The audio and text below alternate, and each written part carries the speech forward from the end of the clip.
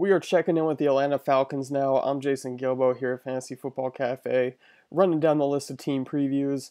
Falcons are coming off two disappointing seasons, winning 10 games over the last two combined. But overall in fantasy, they do not check in as a disappointing team. Matt Ryan's always a fairly safe quarterback. Floats with 4,000 plus yards each year, 25 touchdowns. So always pretty safe. A lot to like about him and Julio Jones, especially as consistent fantasy players. Um, I think as Matt Ryan pretty much sums it up as slow and steady wins the race, never anything too exciting, but gets the job done. Um, Jones is coming off a pretty solid fantasy year outside the touchdown department, which I'll touch on in a little bit. Looking back at 2014, Falcons relied heavily on the passing game with the third most attempts in the NFL.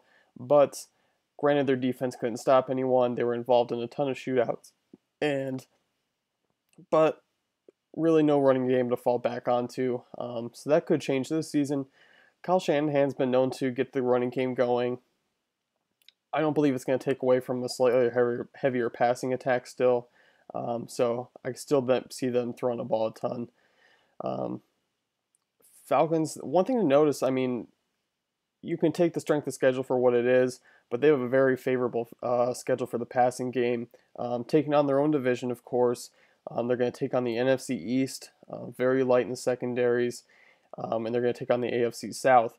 So not tough defenses in the division or out of the division that they face this year, with only really two top defenses out of the entire 16. So you got to like that, especially for the running game too as well. If you're going to go that route, which is an option, but there are better options out there.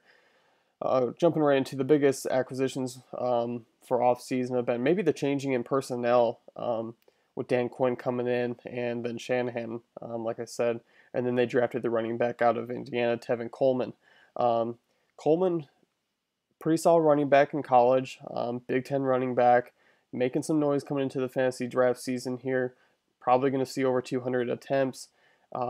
Some question marks about his running style. Will he's going to last in the NFL? Can he, make that jump? I still think in this offense he's going to have some decent production because the passing game is really going to open things up for him. So I still think he's a decent maybe RB2 to go look at. Definitely still some risk being a running back, but I like it. Moving forward, talk about Julio Jones. Is if he needs much praise at all. Ranked third in yards, targets, and receptions in the league, but fell short in touchdown department, just 6, finishing behind Roddy White, who had 7. The touchdown number will not be in the single digits this season as long as Jones stays healthy. I'm looking at easily double-digit touchdowns, and I believe he's going to rival Demaryius Thomas most likely for that 3 spot behind Dez Bryant and Antonio Brown. Shanahan's going to give him the ball. He knows who his best players are, and he's going to get the ball in their hands. But behind Jones, I think there's a lot of questions. Roddy White coming off or had his knee drained recently. They expect to have his knee drained again during the season. I mean, Roddy White's getting up there. Yes, he put up a nice season last year. If he was healthy, he would have his ADP, justified. But right now, with the injury news there, I'm going to pass on Roddy White altogether. I don't want to be sitting there Sunday mornings watching for his name to come up in the injury report, at 12:55, looking for him to plug him into my lineup or not, to only have him come on the field and play 10 snaps and head back off. So not a big fan of Roddy Jones with this injury news.